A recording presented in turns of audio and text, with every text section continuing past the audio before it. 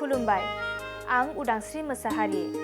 बड'लेण्ड बुब्लिनि जानानै बयखौबो बरायना लाबाय। दिनै 8 एप्रिल 2024। नोंथांमोननो बड'लेण्ड बुब्लिया दिनैनि साना मानि थाखाय मिथिजायो एबा दिनैनि सानाव मा हाबाफारि फालिनाय जायो नोंथांमोननो फारि फारि बड'लेण्ड बुब्लिया फोरमायगोन। दिनैनि सानखौ इन्टारनेशनेल पाजेन्ट डे महरै फालिनाय जायो। बे सानखौ 2018 मायथाइनिफ्राय बोसोरफ्रोमबो 8 एप्रिलाव हादोर गेजेरारि बादायलायनाय सान महरै फालिनाय जायो। बेयो मुलुगनि बै गासैबो आइजोफोरनि बाउसोमनायखौ गनायथि होयो जाय बादायलायनायाव बाहागो लायो। बेयो लाइमोन आइजोफोरखौ गावसोरनि गोबां मुलाम्फानि थाखाय बादायलायनायाव बाहागो लानो थाखाय थुलुंगा होनायनि सान। बे साना जोंखौ मोनसे ओरैबायदि जायगा महरै बादायलायनायनि गोनांथिखौ सिनायनायाव मदद खालामो, जेराव बादायगिरिफोरा खालि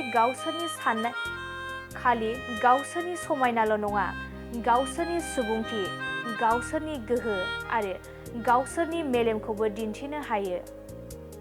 बेनि अनगायैबो दिनैनि सानखौनो इन्टारनेशनेल किड्स यगा डे, नेशनेल जु लाभार्स डे आरो इन्टारनेशनेल रमानी डे महरैबो फालिनाय जायो।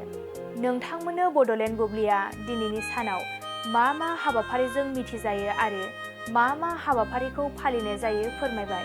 गोजोन्थों। गोजोनथाव खौरां, बाजाज बाइक लानो गोसो गुदुं सुबुंफोरनि थाखाय गोजोनथाव खौरां। क'क्राझार सहराव थानाय दावहारु अट' एजेन्सिया 27 मार्चनिफ्राय 30 एप्रिलसिम बिहु एन्ड ईद धामाका अफार आरो एक्सचेन्ज मेलानि गोबां खाबुफोर होगासिनो दं।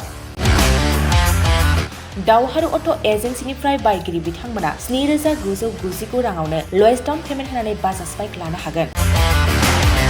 दावहारु अट' एजेन्सि श'रुमजों लोगोसे कारिगाव फेस्टिभ आउटलेट आरो दतमा फेस्टिभ आउटलेट आरो भटगाव फेस्टिभ आउटलेट ब्रान्च श'रुमाव होबाय थानाय बिहु एन्ड ईद धामाका अफार आरो एक्सचेन्ज मेलायाव फैनानै नोंथांनि लुबैनाय बाजाजनि बाइकखौ लांफैनो हागोन।